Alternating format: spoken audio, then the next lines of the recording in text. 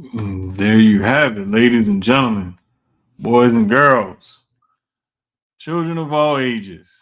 Whether you 9 or 99, it is now time for Susio Sports episode 28, presented by Jeff. Yes, I got it right again. I got to remember across the face, the left shoulder to point up in that direction. Because trust me, I'll forget and point in the wrong direction. Keyz got it easy because he just be like, he just point up, like he just do like this and he be right there. But Keyz is out tonight. But tonight I have something special. Keyz allowed me to pick my own tag team partner, my own mystery tag team partner. So I asked him, I was like, hey, look, it was WrestleMania weekend, so we're gonna talk about that in a little bit. But if you was coming to the ring, what music would you want us to hit when you come to the ring? And he sent it to me, and I was like, bet, I got you. And I picked this man because if I was gonna pick anybody to come through for me in the clutch right now on a night like tonight, it would be this man right here. So without further ado, I've always wanted to do this.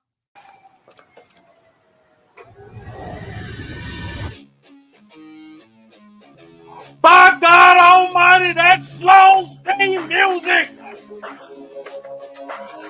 And I come running to the ring, blowing out my left lung and my right Achilles. I cannot take this anymore. This is like the perfect song to come out to.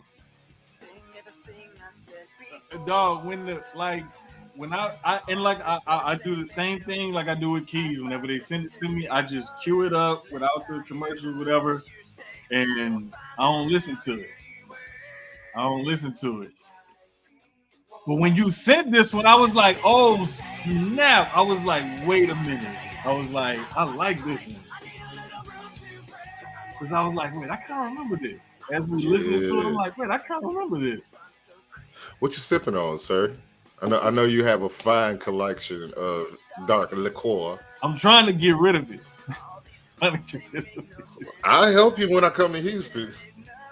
I got 1792 bottle and bond. I'm about to kill this one. I am drinking, what is that? Uncle Nearest 1884. Oh, yeah, I got to get some more of that. Lucky enough, I found it at Trader Joe's for for like 49 bucks, 50, right in that range, 40, 50, 55 bucks. Yeah, I was with a couple of good buddies of mine. They we all like drink bourbon and stuff, and they had boiled crawfish, invited me over because they like, like if anybody gonna know if we make a crawfish, it's Jermaine. So when I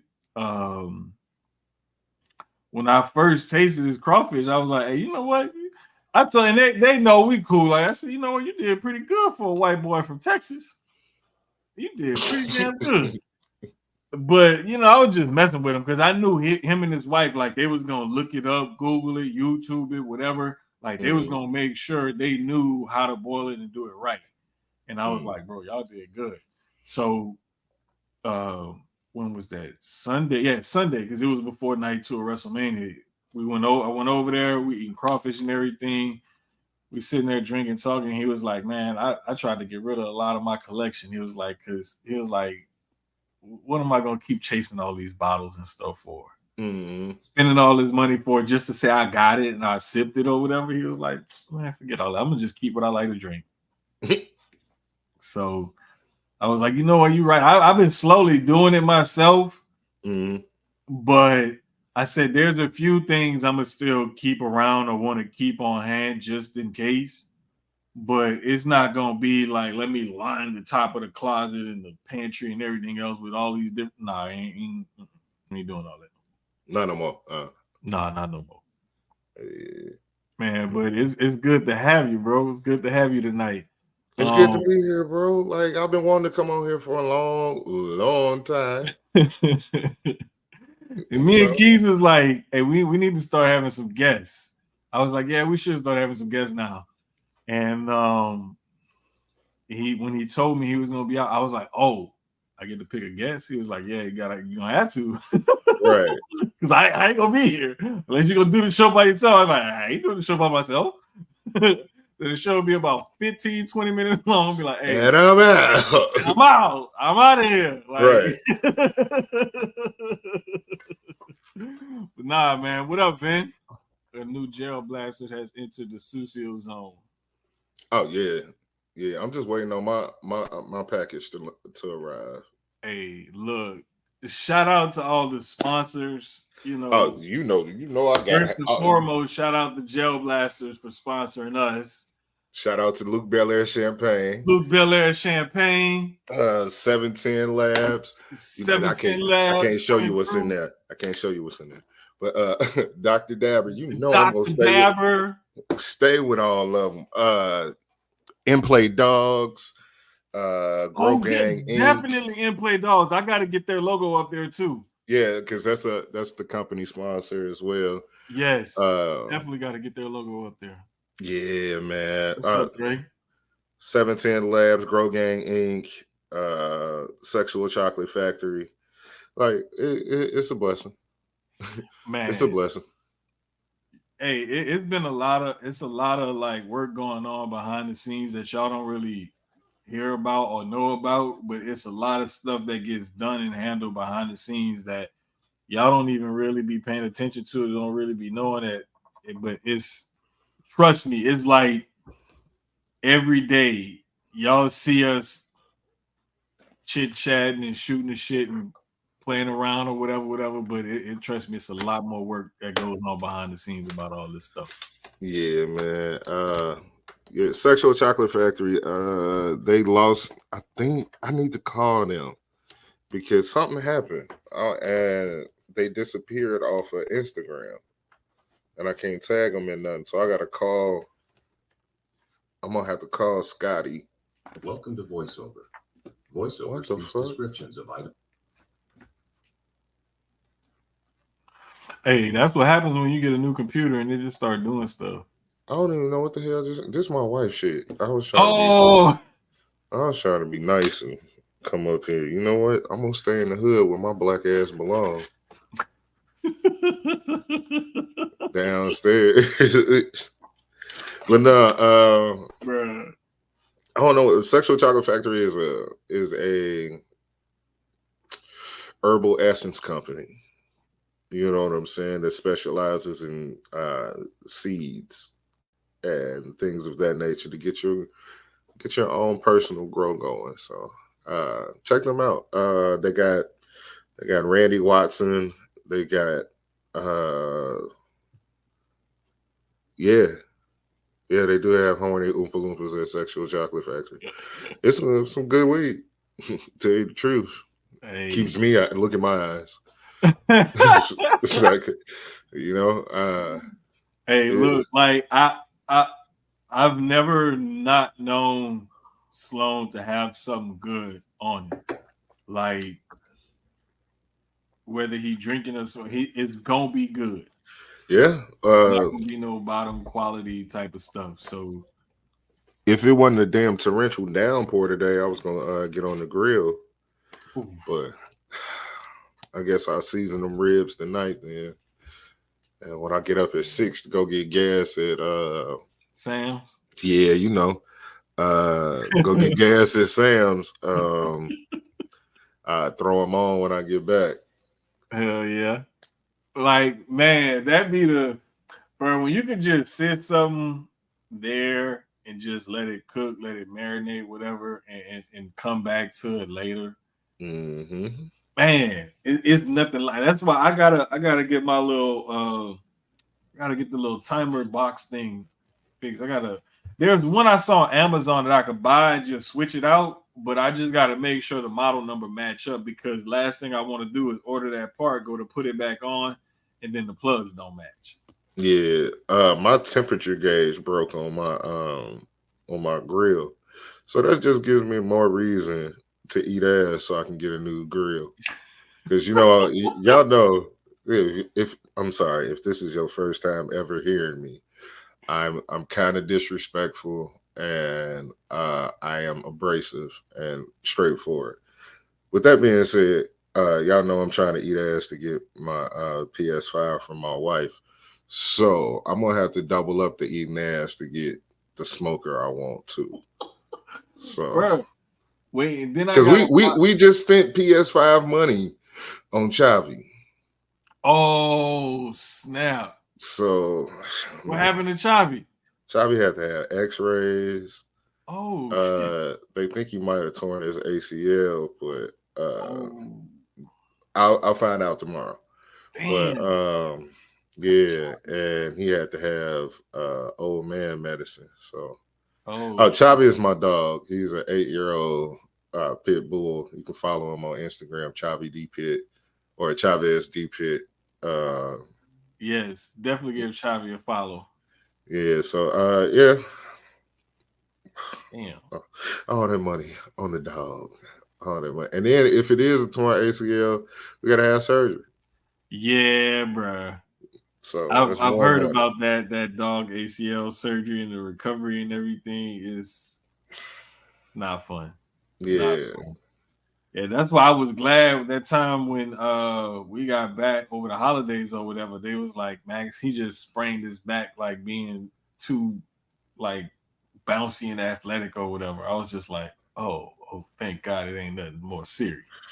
Nah, because I can go and get another one for $25 at the at the Louisiana pet place. Yeah, that's shit. You saw I just got a dog with $25. Yeah, you just I got go get another one. another one. Hey, big dog. It was nice while I lasted. Cause you served a good purpose. I love you. We'll put you in the backyard with the rest of the dogs. Man, I wish I would have known because I would have sent you to I don't know where my homeboy went to high school and went to college with him.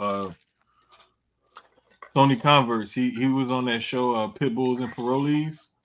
Man, we was trying to get up with them, but I don't Yeah. want no old ass dog. Oh, you want but that y'all did want a younger dog, so Yeah, we got a 5-month-old now. So, bruh, she looked like she's older than 5 months.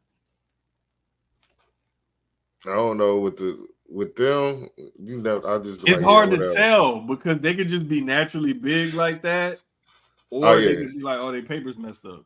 either the paper's messed up or I be feeding the shit out of her. Which is the latter? Yeah. Because I don't care about feeding my dogs. Your dog overweight. I'm overweight. Duh, we should match.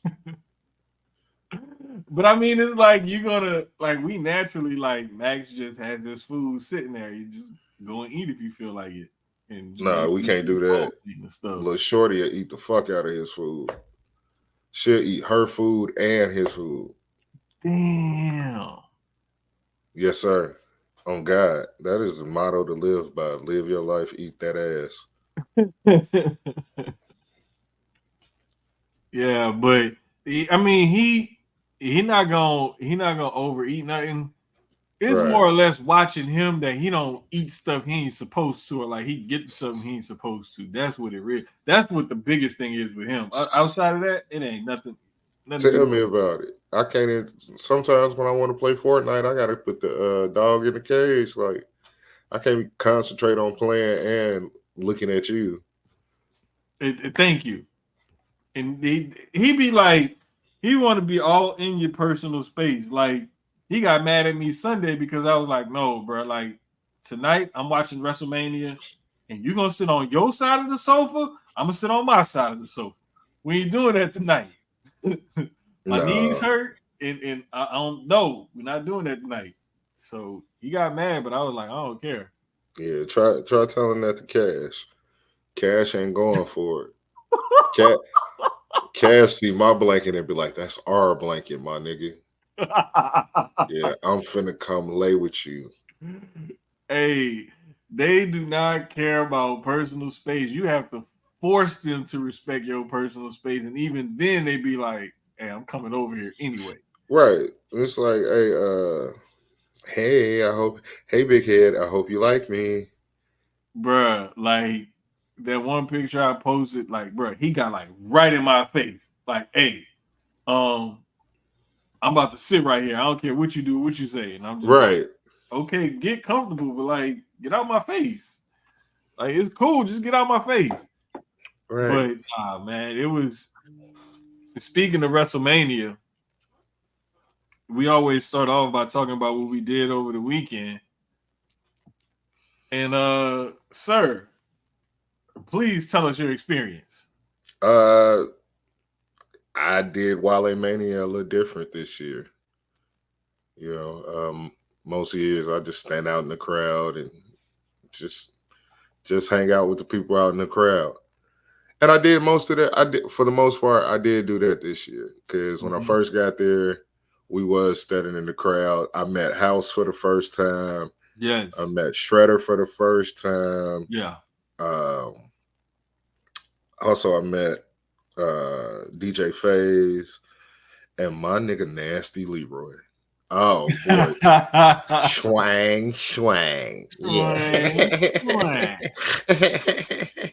that's my man. That's my man. 100 grand. Everybody love Nasty Leroy.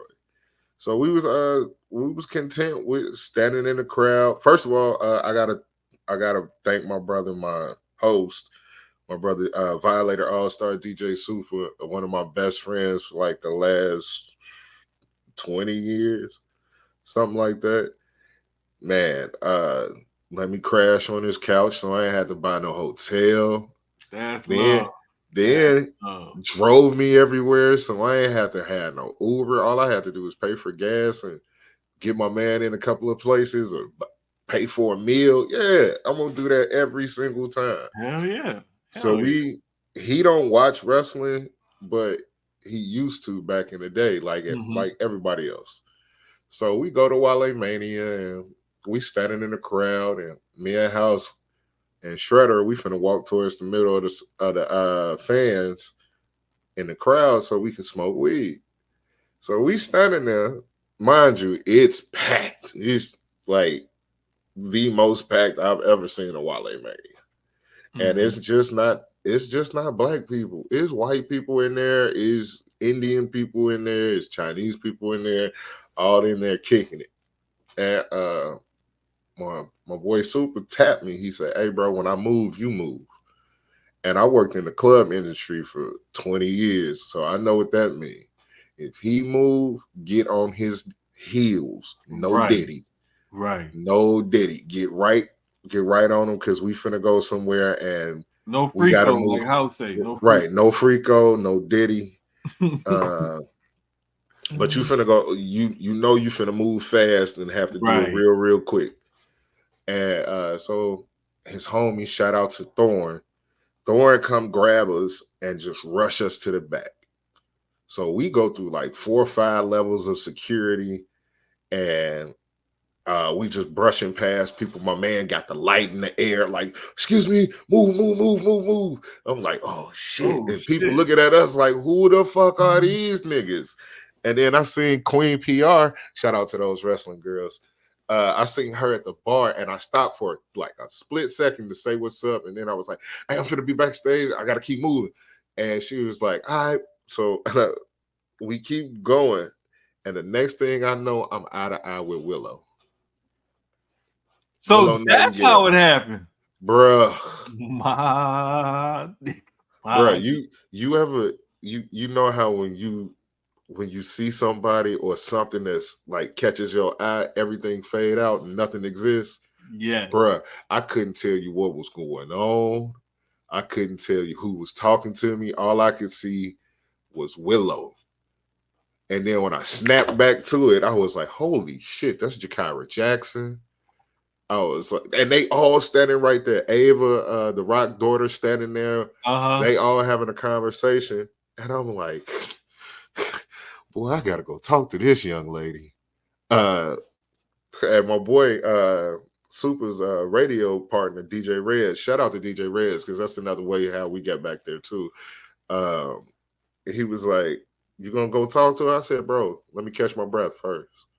I got to get up the courage to talk to this woman. So boom, skeet right over there. He was like, "Excuse me, Miss Nightingale, may I have a picture? I don't mean to bother you. Actually, I do mean to bother you. Can I have a picture, please?" She was like, "Yes, sir."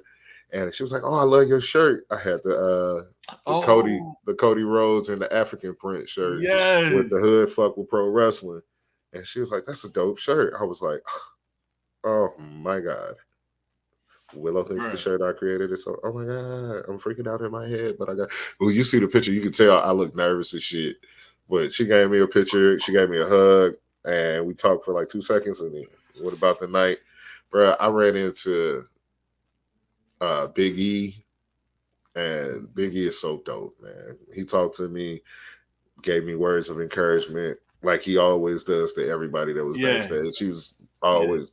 I talked to MVP, Trick Williams, took a picture with Zilla, Zilla Fatu. Didn't get to smoke a blunt with Jacob. Man, I want to smoke a blunt with Jacob. That was on my goal. I got to meet Willow, and I had 2 other goals. It was smoke with Jacob and lust over Nia Jax in person, and I got to do neither. But it's okay. It's okay. Got the dap up Alex Kane from MLW. Yeah. It's a lot of other stuff I can't tell y'all that happened backstage because I don't know if those people I smoke weed with image would want to be tarnished like that. But it was some superstars that I was with that are non-pictured in none of my stuff. They smoke good weed. They smoke good weed. And I want to hang out with them whenever they come to town. But Friday night, we went to Horticulture with GCW and had a great time, man. Got to watch Jay Bougie, the homie Jay Bougie wrestle. Got to chop it up with him. Hung out with Gresh. And Graham from Public Enemies podcast. Shout out to them. Though 3 niggas I'm gonna watch wrestling with live. House. I'll do anything with House. Me and House can hang out. Whatever that nigga say he want to do. If we want to go push over little people, I'm with it. Cause it's gonna be fun, bro. Cause he make everything fun. But Gresh and Graham. Oh boy, together watching wrestling, I had a ball for the culture. Y'all got to watch the thing on Triller, the show on Triller. You can hear me in the background just screaming. One time, little girl, Jada Stone. Shout out to her. Bailey had her T-shirt on during the press conference. Yep, sure did. And she performed that. She performed that for the culture the night before. And I didn't know who Shorty was. She came out there and jumped off the top rope, did a spinning corkscrew dive onto the floor, took everybody out. Boy, I said, little pocket rocket going crazy. Because she only like 4'10". Yeah, she's really, really tiny. She's really tiny. But bro, it was dope. I had a great time. Of course, I had cheesesteaks. Shout out to Catano's in Jersey. Boy, I thought I was getting. I said I want a regular sub. No, I said I want a small. And Buddy was like, "All right, cool. Why they bring out a sub that was probably about 12 inches long? No diddy. Chock full of meat. No diddy. Cheese, boy." And I looked at my brother. He was like, "Yeah, I tried to tell you get the mini. The mini is 8 inches. No diddy. The mini is 8? Yeah. Damn.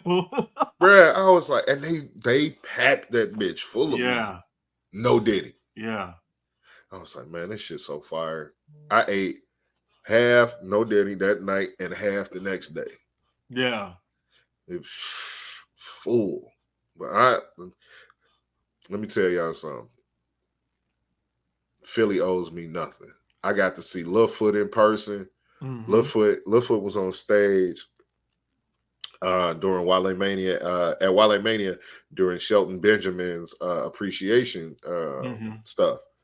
And bro, you look at all these stars on stage and you see somebody you really know and fuck with, and you see them on stage, nigga, it looked like she belonged there.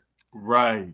Her energy, I had to text her and I was like, my nigga, you look like you belong on stage with them. Right. I said, I had to tell her, I was like, my nigga, you a star.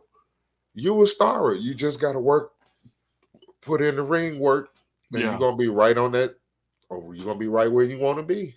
Yeah. Cause see, like what I had said too, I like the in between stuff is straight. It's just getting the other stuff, you know what I'm saying, down pat. I mean, you like that look, you can't manufacture that look. Like no matter what you do, you can't manufacture a look or a vibe or your swag, your aura. That can't be. You either have it or you don't. And she got it. It's like that Caitlin Clark.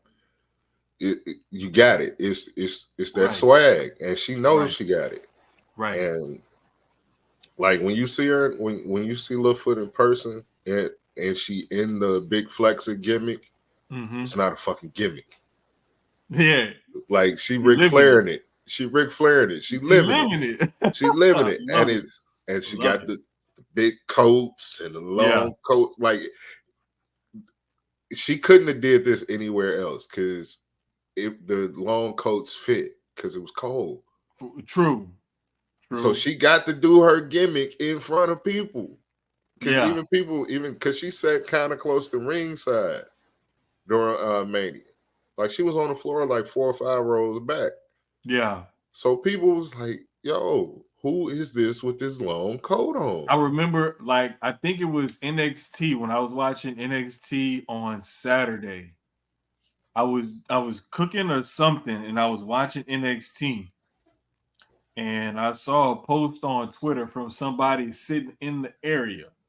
And I don't know if it was before or after they showed Julia, but she was in the shot.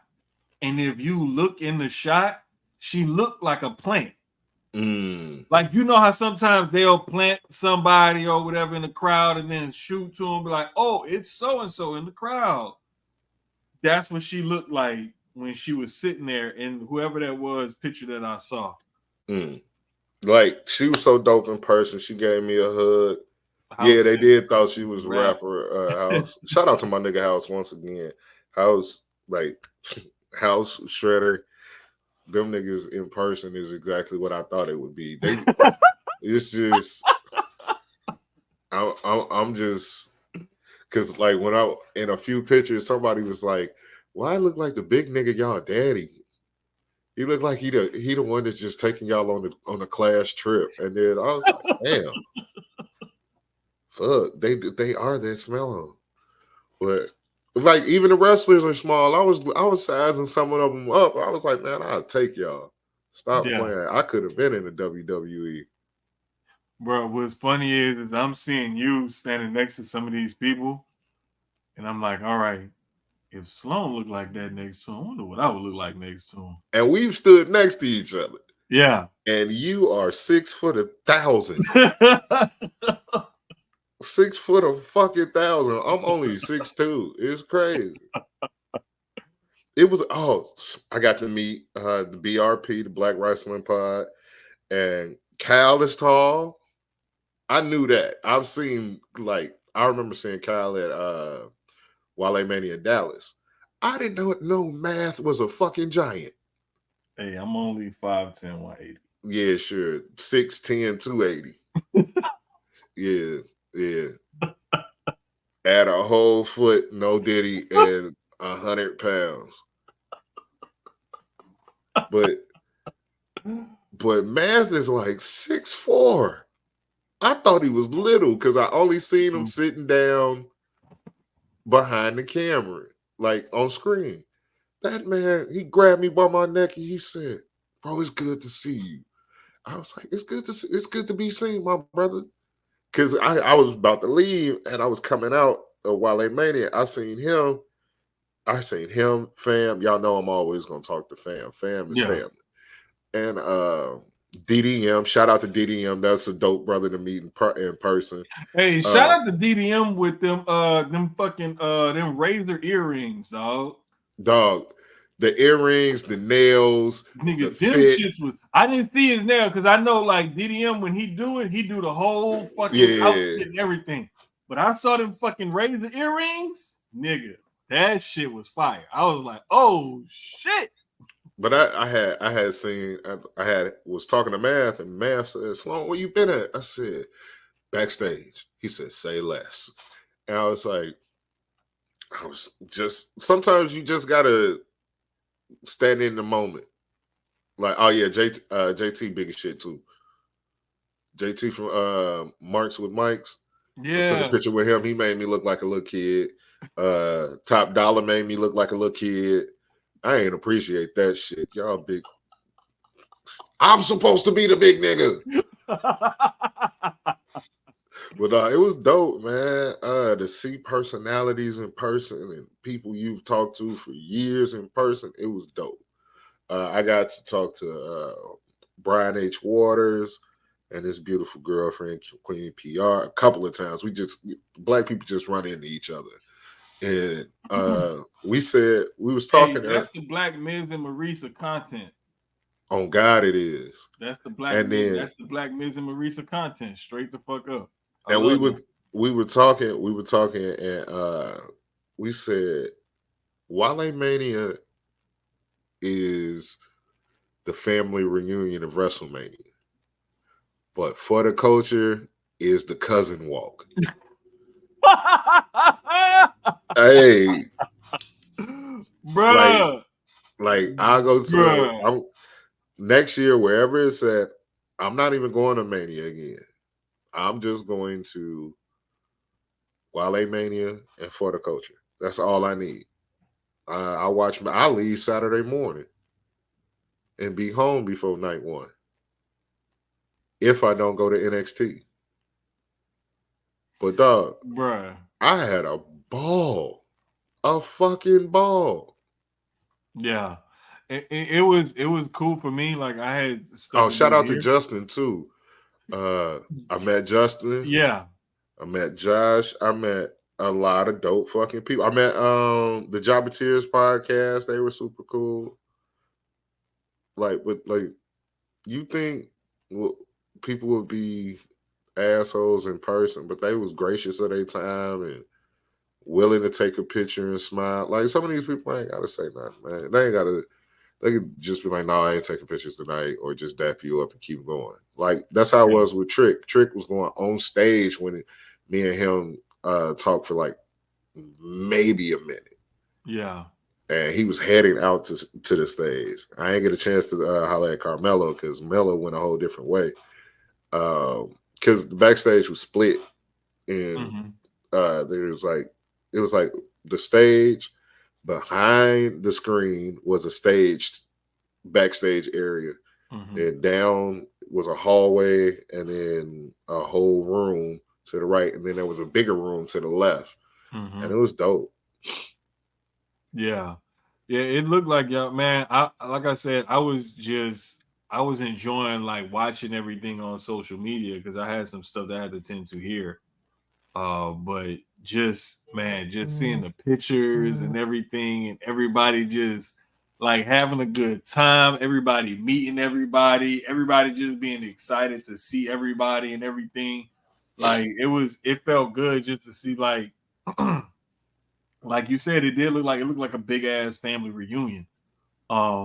And just everybody was just out having a good time, and you know what I'm saying? Like it was good to see. It felt good to just be like, bro, I stayed up, I ain't gonna lie, one night, I think till like 3 a.m. Yeah, it was up till like 3 a.m, just like liking and retweeting stuff, bookmarking stuff and everything. And it was good to see everybody come together and have a good time. And everybody just get along, don't nobody be tripping or nothing like that. Like it was good to see. And the dope thing about it was like nobody was on bullshit. Even the bullshit that we was bickering about back and forth on the internet between crews and I'm not saying we, I'm just saying we is the media or whatever they want to call us, or like fans and stuff going back and forth with each other. Nobody was on that bullshit in person. So all right, like we know what it is. Mm-hmm. Yeah, it was good to see all of that, man, because like so much of the time, like you think that things are gonna go one way, right? Because they always end up going that way on Twitter or Instagram or whatever, wherever. But when everybody get there in person and see each other, it's just like it was all love, and it was cool seeing that. Like I really enjoyed like looking at everything, and it was almost like I felt like I was there. Only thing that was missing was me in a couple of pictures. That was about it, because like everybody like was posting stuff, and when you see like different people posting the same picture, because it's like, hey, well, let's take a picture together. All right, send me that picture, and then everybody posting that picture. It's like that's the kind of stuff I really like seeing, because it's like you see all these people that you interact with, but to be in front of them live and in person and everybody get along and have fun and come together, it's always a good time. And even when y'all don't get along, it's just, hey, I don't fuck with you. All right, cool. Exactly. It's no tripping. It's like, all right, fuck it then. It is what it is. It is what it is. You do you care to know? No, I'm cool. if you don't fuck with me, all right, there's no reason to fake it. Hey, but you know, to me, it takes a different thing. Yeah, y'all did. Y'all from the people that I know of, like y'all took a lot of pictures and put them out immediately. I'm starting to see some people that was probably busy working and stuff. They starting to put out pictures now or yesterday or whatever. But House and Sloan was the two people I seen like picture posted like damn near the whole weekend. No, with me it was I posted to y'all, to the crew. Well, yeah. Everything else came next day, like to the internet the next day. But like to the homies, y'all knew right then when it happened. It's like I ain't know what else to do. I wasn't gonna put it on the internet because I think that shit kind of corny. You get a picture and then like 2 seconds later you posting it on the internet. Well, the thing is, it was like even if y'all didn't post it like right then and there, like I saw y'all stuff consistently. Yeah. Like, but it was just mainly like you said, it was just us. Like we saw it. Everybody else didn't really see it till like the next day. I think you had stuff, but I mean, I'm just speaking for myself. Like it's stuff I ain't even like Twitter saw it, but hey, what up, my boy? That's my man's right there. D Vargas. What's up, man? Everything's good, my guy. But no, that was the thing. Like some stuff I was like, I gotta put on Twitter the next day, but like I still ain't posted most of that stuff anywhere else. Shit. I guess I got something to do tomorrow. But Mania was cool, man. The Rock pinned Cody, and then Cody pinned Roman, and we got a new undisputed gold champion, whatever belt he got. A gold belt. Oh, the new People's Champion belt. Oh no, I'm talking about Cody. Cody got the. Oh, that's the undisputed WWE Universal. Some shit. That's what it's called. I don't know. Bring back the belt after the winged eagle. The ones the Rock had with the big circular one, the circular winged eagle. Oh, the double winged eagle. Yeah, that motherfucker. Fire. Okay, I know which one you're talking about. The one that Stone Cold in them had at first. I think that's my next belt because double winged eagle. Right there is the one I created when I was a kid. and then that's the right there. You can see the World Heavyweight Championship, Big Goldie, and then over here is the WWE Championship somewhere. You know, but yeah, I need another belt. Guess I gotta eat some more ass.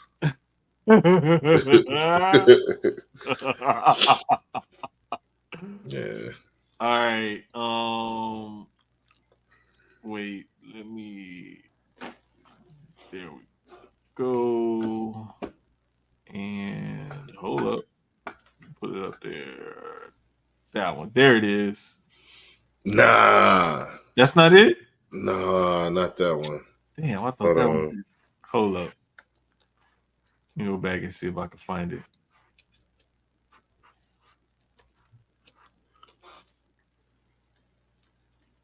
Because there was another one. Oh, I think.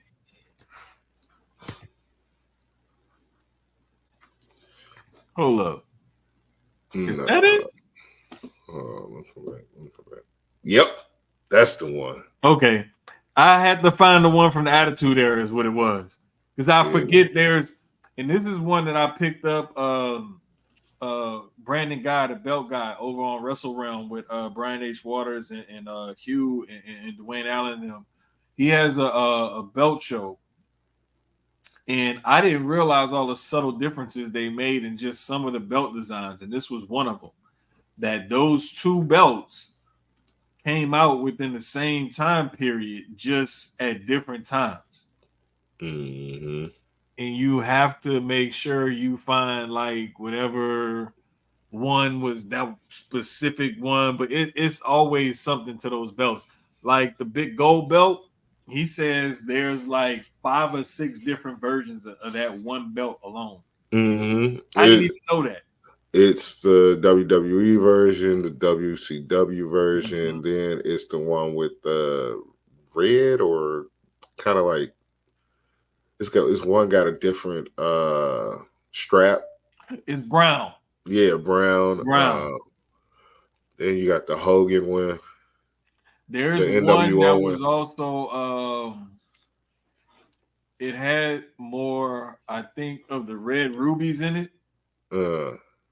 And there was something else to it. But bro, it's like it may be 6 or 7 different. I know it's at least 5 or 6 different versions of that belt. Yeah. I gotta get my shirt together for next year. I already think I know my thing. And to stick with the African print, I think I'm gonna stick with the African print. And this year I did Cody with the Hood Fuck with Pro Wrestling, which I'm selling that T-shirt. Not the Cody part, but the Hood Fuck with Pro Wrestling T-shirts will be available soon. I'm just trying to figure out. I don't know how to make a pre-order website, so if you know how to make a pre-order website, hit me up and help me out. So yeah, or I can do it the old ghetto way. DM me if you want one. Hey, we're gonna find a way to get this money. Right, we're gonna find a way to get it done. We only doing 50 shirts. We only doing 50 shirts, so well, at least for right now. Then we're gonna change up the color, like 50 black T-shirts. We're gonna do some whites or whatever the African print look good in. Nah, I mean, my niggas. Well, yeah, man. WrestleMania was a success. I had a great time. It was the talk of the town. It was all over Joe Budden podcast today. Mm-hmm. So I'm glad I got to experience it. Everybody was talking. And to me, honestly, like Wale Mania on that Thursday night is like the perfect lead-in to the WrestleMania weekend. Because you do Wale Mania Thursday night to kick off your weekend, right? And it's some of the most fun you're gonna have at an event or whatever. And you get Friday during the day to kind of recover, relax. It's SmackDown in the Hall of Fame that night. And then you got NXT in night 1 on Saturday, then you got night 2 on Sunday. And all throughout that time, there's a shitload of other shows, appearances, and all kind of other stuff happening in and around the town where it's at. Facts. So it's just to see that, like, y'all went and met people, mingled, networked, had a great time. And I'm like, shit, I need to make it a point to try to be there next year. Well, next year is gonna be in New Orleans, so don't worry. If it's New Orleans, don't worry about it. We finna if it's New Orleans, we finna turn up. You already know. It's gonna go crazy. And I'm hanging out in all my favorite spots that none of these niggas know about. So. Look, hey, they don't. I don't need to pay for airfare. All I gotta do is drive down there. I don't have to pay for nowhere to stay at. Like, that would just be a chalk one for me. Actually, I end up making money because guess what I'm gonna do? Charge niggas to stay with me. Oh, you don't want to pay that $350 a night? Come pay that $105 over here. Look, we got pay that little $105 over here, big dog. Bed and breakfast. Mm-hmm. Oh, you want us to feed you at least one meal? $150, dog, because you got to pay for the food too. Hell yeah. This food ain't cheap. I went grocery shopping today. I'm upset. Bruh. Don't even get me started. Boy, I bought a box of food at Aldi, and it wasn't even no big box. It was a little box, $50. Yeah. At Aldi? Wait, they got at Rouse's. You got to check Rouse because Rouse's will have like. I can't go to Rouse's, brother. Huh? I can't go to Rouse's. You know I'm tapped in with the locals. They was like, yeah, we don't support them because they the owner went to storm the Capitol. What? Boy, look, let me tell you something. But they got some good shit. People be saying that shit. Hey, what up, my nigga Shredder? Right there in fucking Rouse's. Because look, my mama was like, she don't like none of that shit. She was like, man, look, they had this special, and I was like, oh, she still shot there, so she don't give a fuck. She was like, hey, big dog, if I don't want to run down and win Dixie, because Rouse's is right there on the corner, I'm finna go to Rouse's, big dog. Hey, I'll be mad as hell too. God damn, they got some deals in this bitch.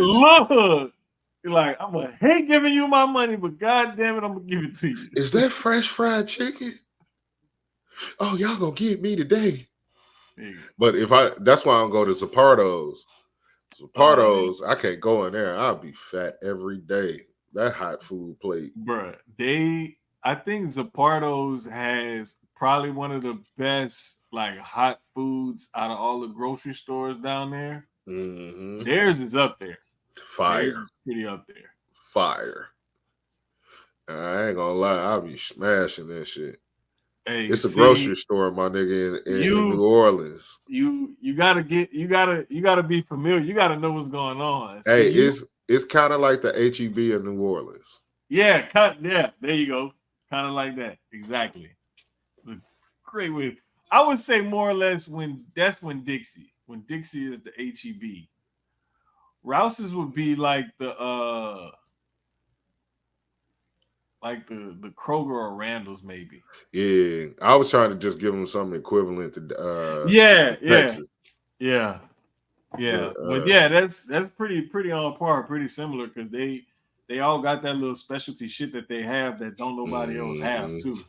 Like them fucking every week or every like whatever day or whatever, they always have like a meat special. Pause. It'd be like 1 week they had like it was like ground beef and some smoked sausage and something else. And one time they had like smoked sausage too. Pause. They had shrimp, and then another time they had like the box of the catfish fillets, like cheap, real cheap. So I'm finna go to the store in the morning. I'm gonna get some smoked sausage and no diddy. I think I want some. I got a steak in there, but I am gonna give me like some accurate smoked sausage. Mm-hmm. and I'm gonna smoke that while I smoke them. A smoked steak. Ooh. Yes, Lord. And them ribs. The Oof. ribs. That's where it's at. Yeah, I gotta. I had bought some more of that. What is that? I think it's McCormick's.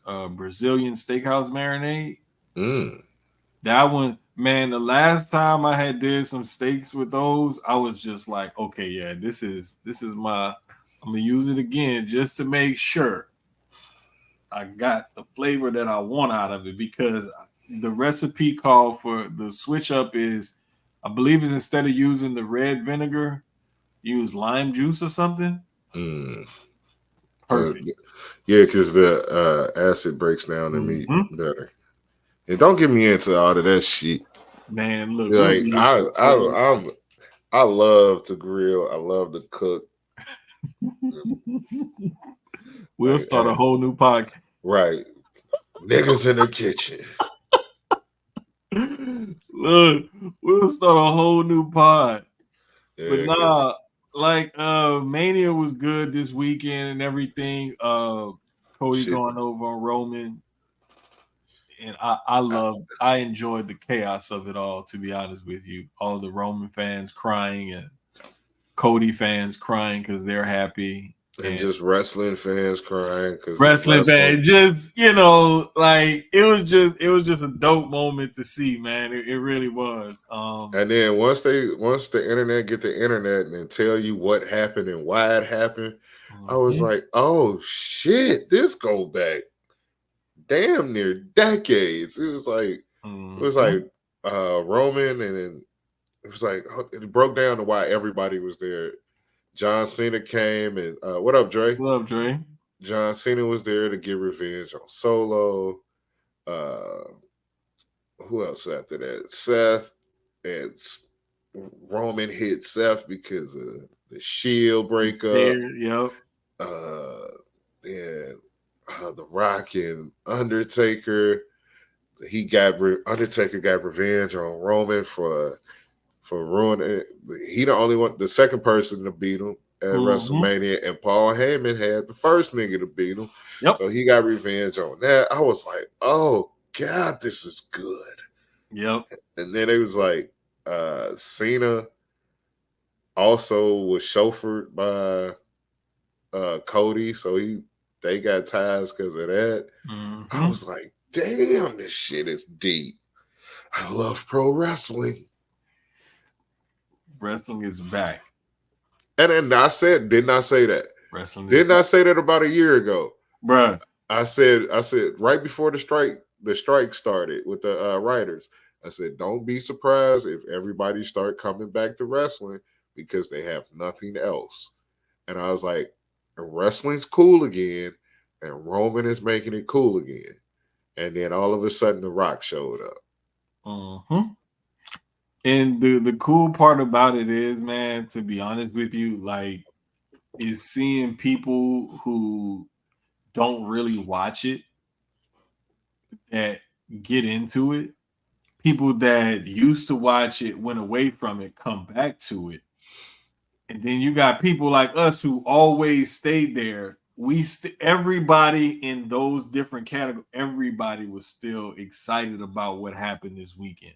Mm-hmm. So it was cinema, like Dre Yeah, said. it really was cinema. It was And cinema. like my best friend, who's not even a wrestling fan, said, "Bro, I would come to another Wale Mania, and I would come to another For the Culture." He was like, "Bro, I'm finna start back watching wrestling." That's what's up. I'm That's like, what's up. and then I got other friends that'll text me or DM me and be like, "Bro, what's going on with wrestling? Bro, why is Cody Rhodes getting whooped by The Rock?" And then I'm like, "Hey, how much time you got?" Bruh. Let me Because tell I you. can't text you about this. I got to tell you about it because I know you're gonna have questions, and I don't want to go back and forth all day because I really do want to play Fortnite. Uh, just call me and I can just tell you everything that you need to Right. know. And if you got questions, I'm the one to go down this rabbit hole with. And these mugs would be like, but this the same thing Dusty went through. And I would be like, ah ha ha. Exactly. Ah ha ha. And they'd be like, oh man. And I'm like, dog, you do know that the money is in the chase, not the reward. Right. And I'm glad it went over. He went over at WrestleMania. I, for sympathetic reasons, wanted it to happen at MSG. The place where your dad won and then had it stripped 47 years ago. Yeah, I wanted that to happen there. But he didn't technically, he won the match by DQ. He never won the title. That's the kicker. That's why they took the belt from That's him. why. Okay. He won the match and he went and grabbed the belt. But Billy Graham, if you go back and ever watch that match again, because he's standing on the second rope. He walked straight back to the locker room. Yeah, he's standing on the second rope and with it in the air. To the locker room. Yeah, I watched that match probably at least 4 or 5 times. I thought they was gonna Count screw out. Cody There you over. go, House. Thank you. Count out. I thought they was gonna screw Cody over. You know what? It was that whole people started talking about Roman beating Hogan's record. That's what got everybody thinking that. And you got to think back. Technically, Hogan don't have the record. Number one is Bruno. And then but he has the modern day record. Roman has the modern day record. And you can, and there's different ways to manipulate it or whatever. Bottom line, he wasn't going to do anything significant enough for him to say, hold on to it until he passes Hogan.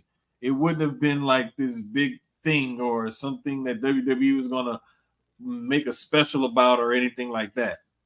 But also you can finagle it and be like, hey, yo, that's WWF. He is the longest reigning champion in the WWE era.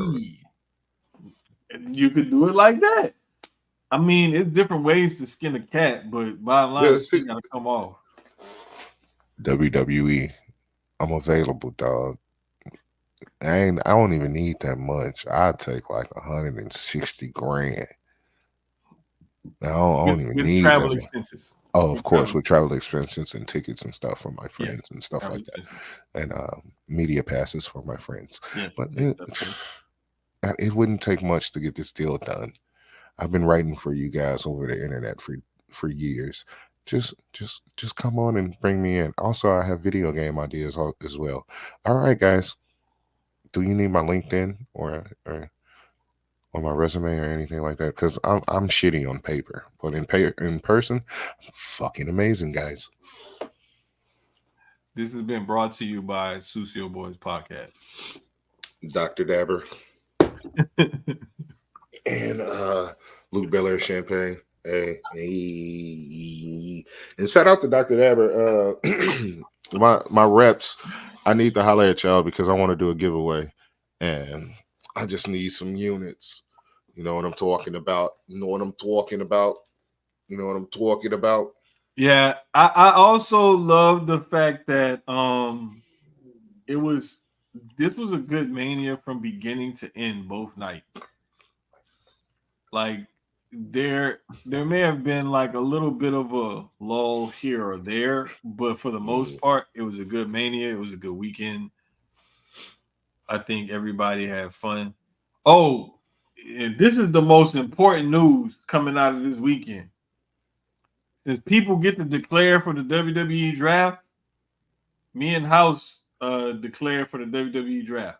You might as well throw me in there too, bro. We going. I ain't trying to be a wrestler though, but I do want to be I want to be an evil manager for a good girl. So like, let me manage Tiffy Stratton. You want to be big, a big ass Stokely Hathaway.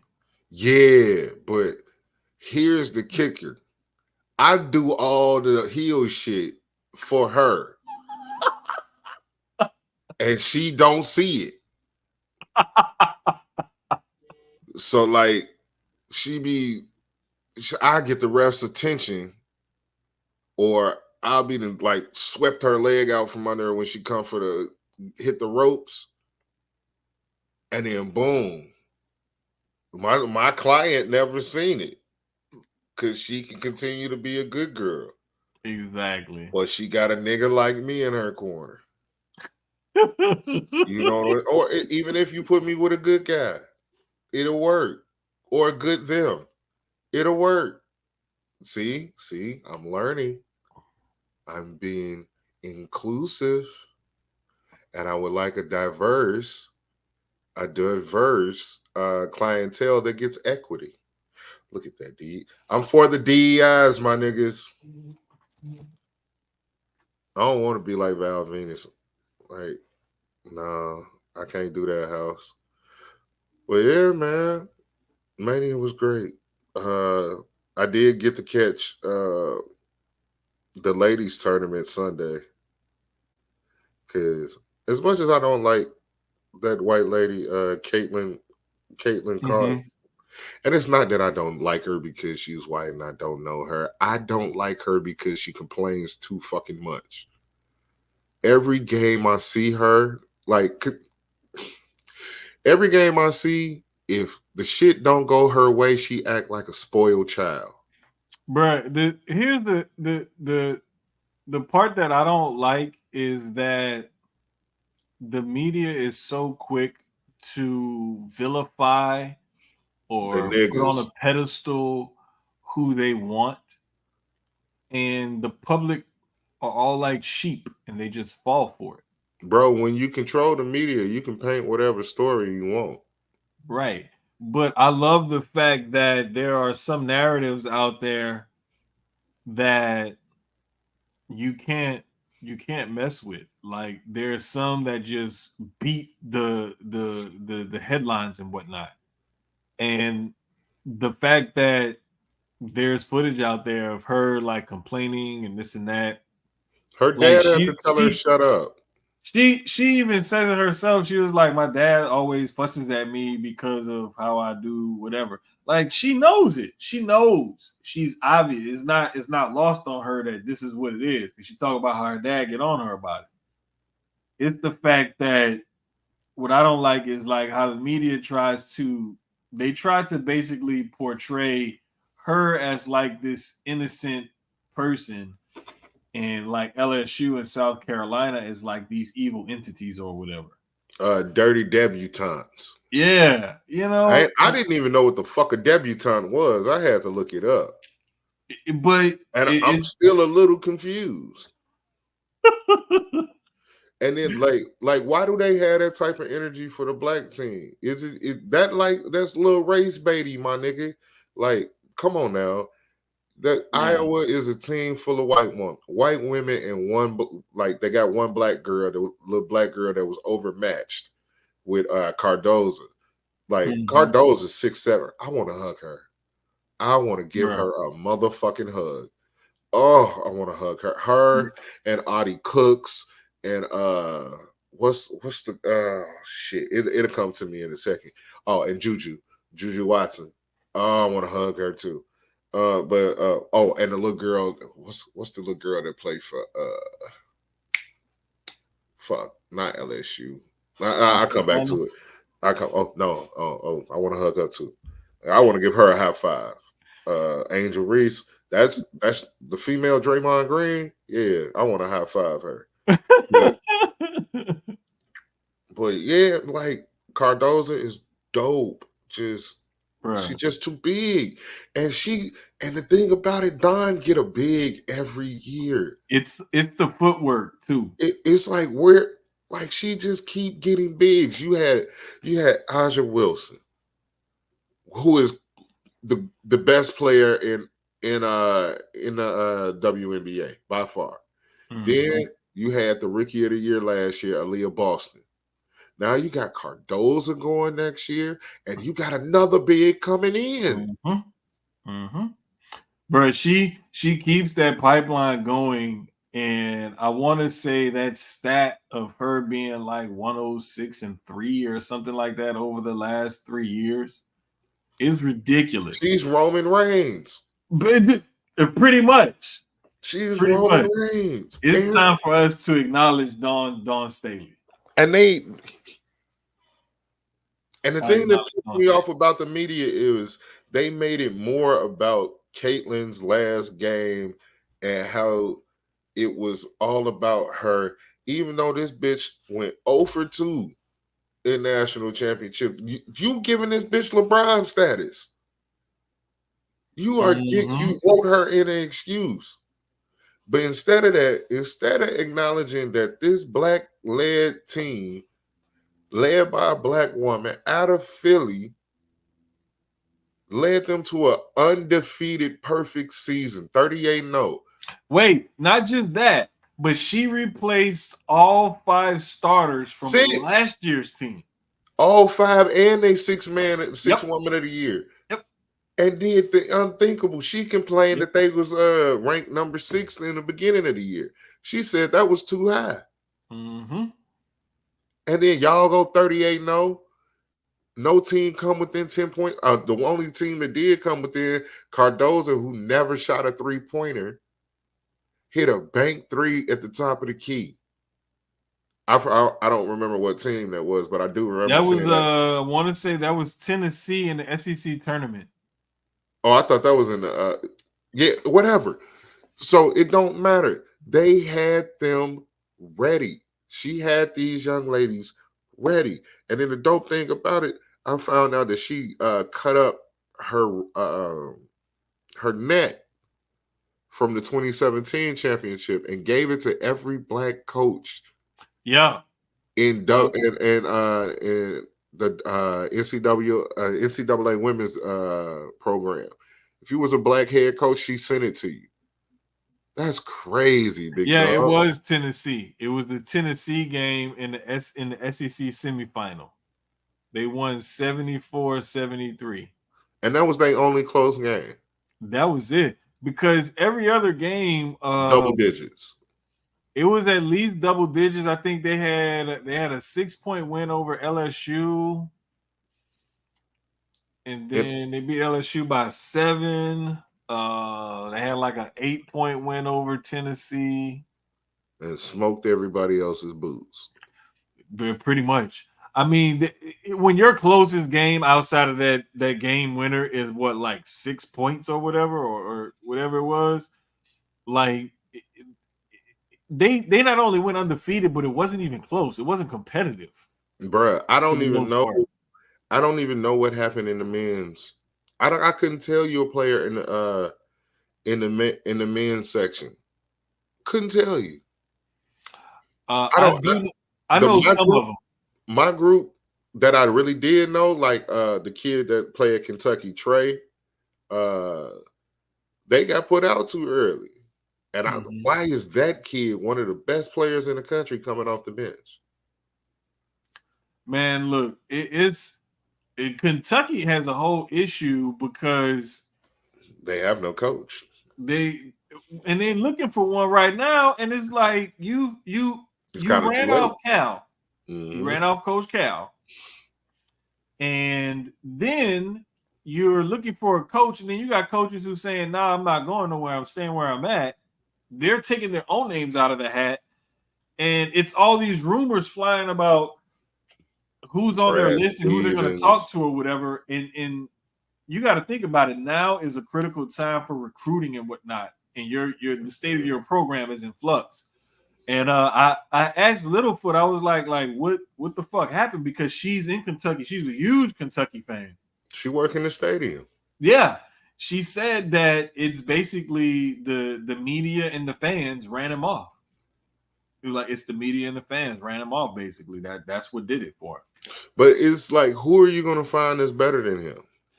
Or that can attract the type of players that he can attract. Mm-hmm. And you also got to understand this. He ain't getting kids to stay in 2, 3, 4 years. They are one and dones, big dog. Yep. You can't build a program off of that. No, you can't. I mean, and y'all finna find out, Kentucky.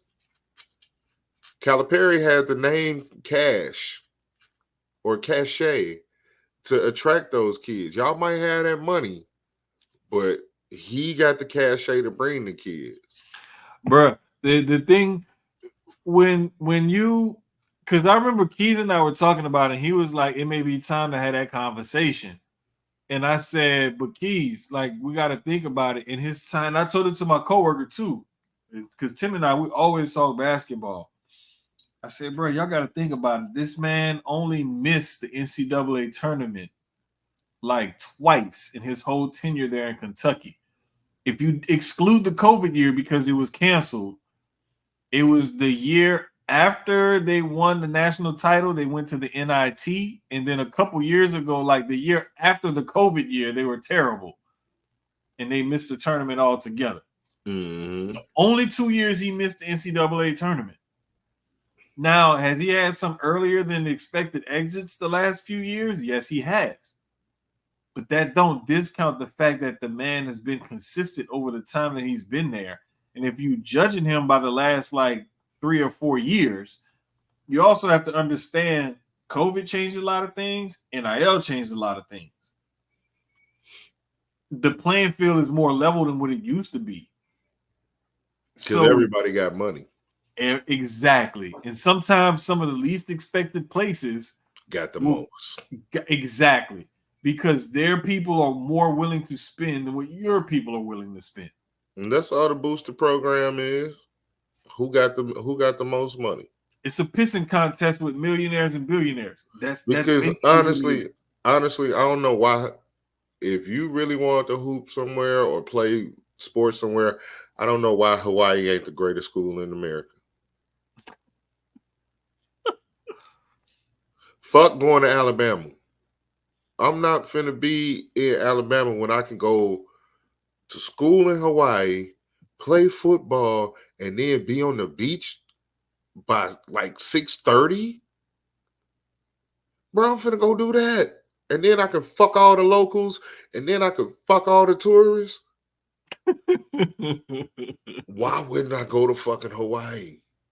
Hey. The weather is beautiful all the time. Nigga, please. It's a vibe. You sold me when you came to my house. But now it's a different game. You got to have bread, big dog. And then if I don't even know if, like when I played and came out and played in college, how I would be able to handle that type of money and that type of pressure. Look, man, one thing that I do know,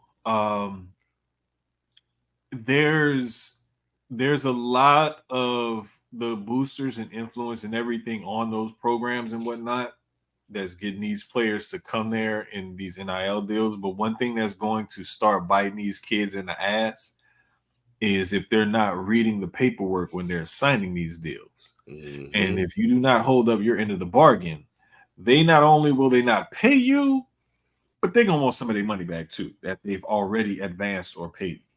Mm-hmm. So all I say is be smart about it. Be intelligent, get somebody to look over the paperwork for you. And know that these contracts are year by year too. Exactly. And all performance based. Like, nigga, I know I was blowing my little stipend and my little under the table money when I was in college playing football. So I know I would blow $1 million quick at 17. 17, 18 years old with $1 million. Yeah, I would gladly blow that.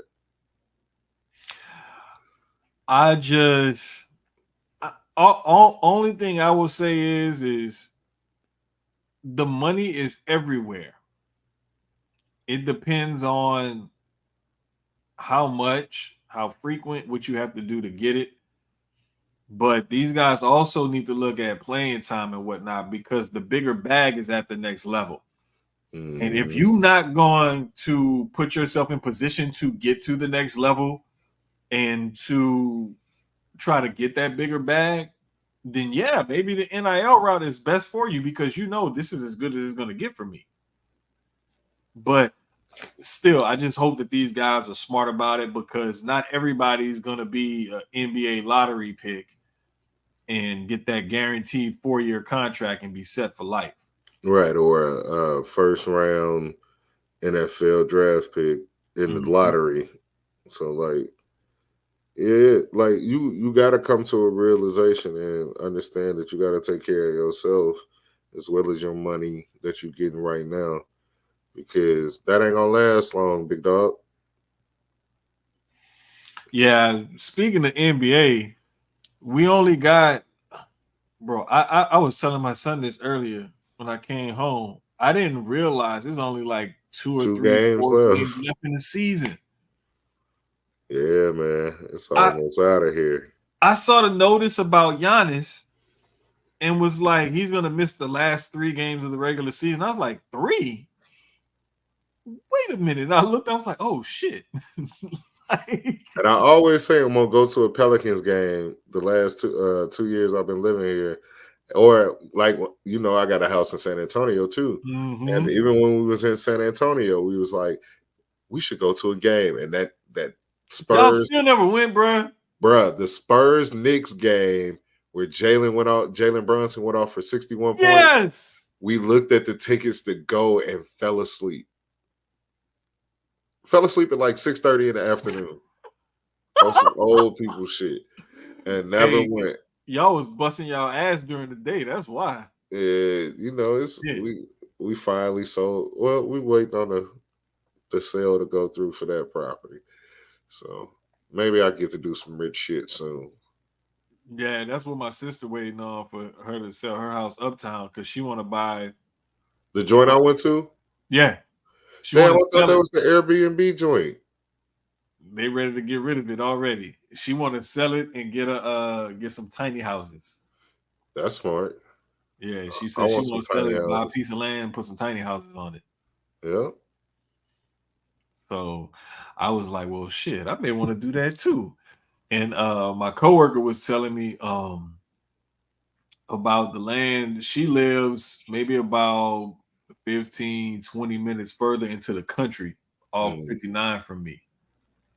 And she was talking about how they was selling and dividing up some property that was out there where she stay at. I thought about it. I was like, I could live out there, put container homes and everything.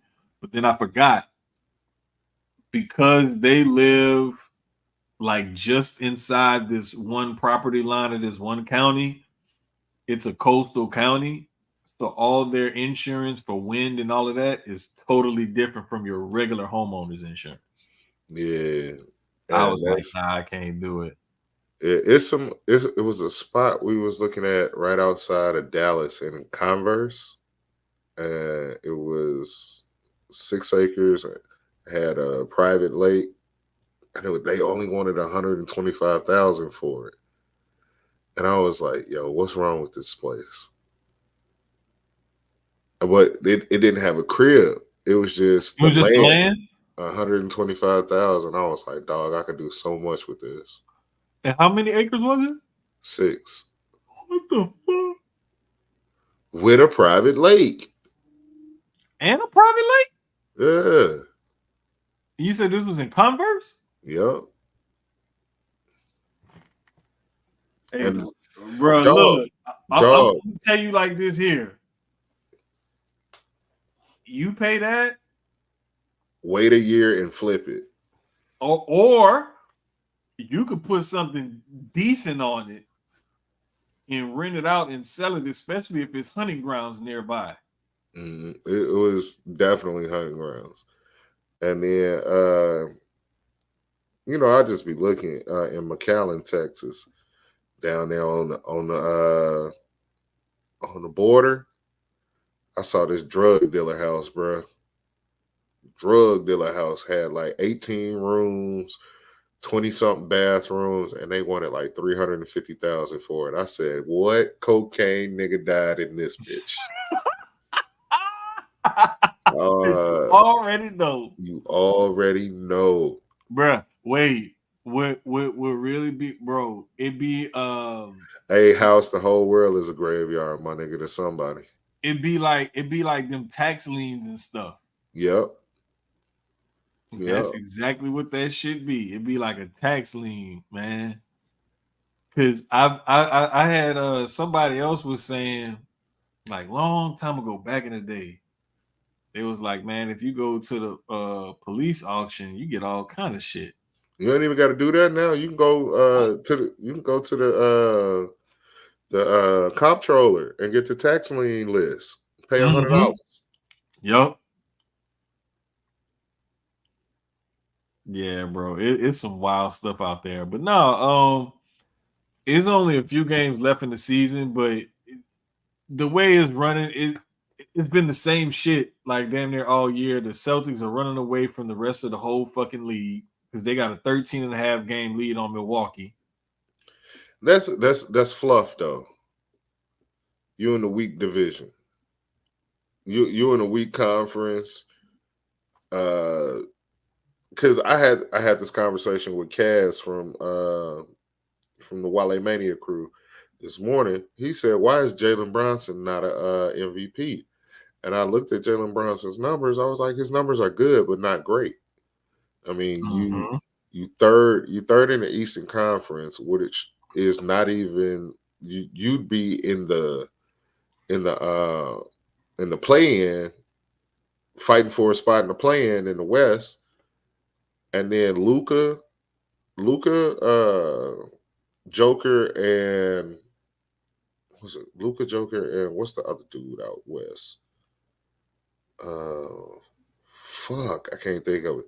But Luka, Joker, and I had to tweet, but Luka, Joker, and somebody else had better numbers. No, Shea Gilgeous-Alexander. Yeah, I was getting ready to say it gotta be him. Had better numbers, had scored more points, got more rebounds, and had more assists.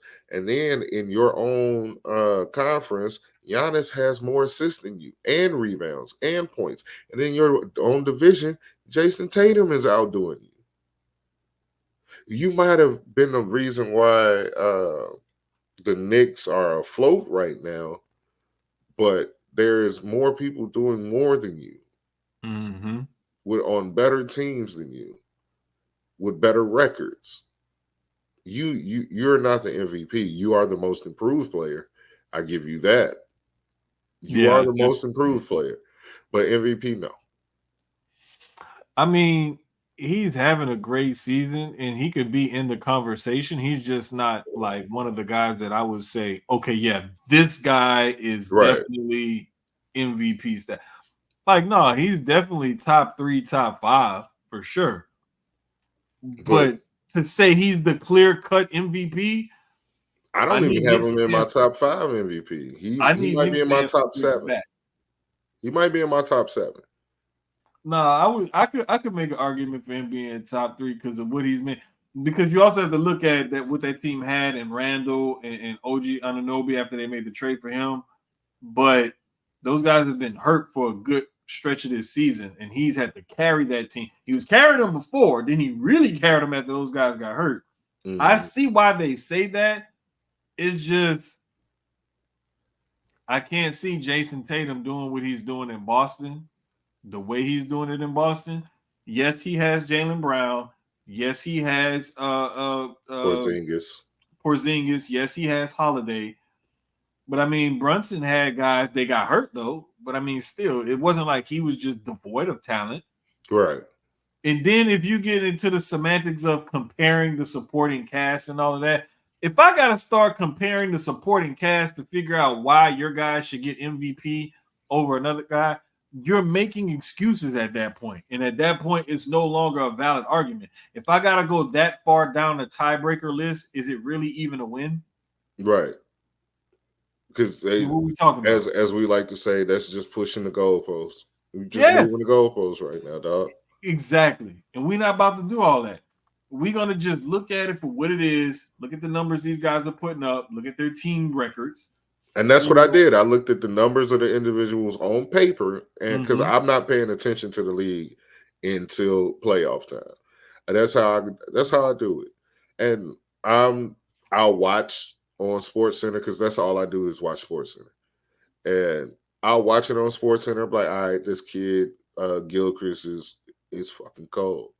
But like now I'm like, can you do this when the game slows down? Like, because you can run up and down. The regular season is completely different from playoff. And I personally think that Jalen Brunson is a great player, but he's not the best point guard in the league. He's not even the best point guard in his conference. And then you have people like Shea, who's doing what he's doing. Luka is damn near averaging a triple-double every night. Joker averages a triple-double every night. And he's doing that from the center position. That just shows you that, yeah, basketball is becoming positionless now. Pretty much, yeah. To where this whole offense in Denver runs through that man. And everybody says that he's horribly shaped and oddly and shit like that. But that motherfucker plays in Denver. Do you know how in shape you have to be any type of person in Denver? Bruh, that shit ain't easy, man. Like, just going up there, just trying to walk around and breathe is can be hard. difficult. Much less, play 30-something minutes a game running up and down the court playing basketball. Like, nah. Like, nigga, that's where Goku trained. This fool said Goku.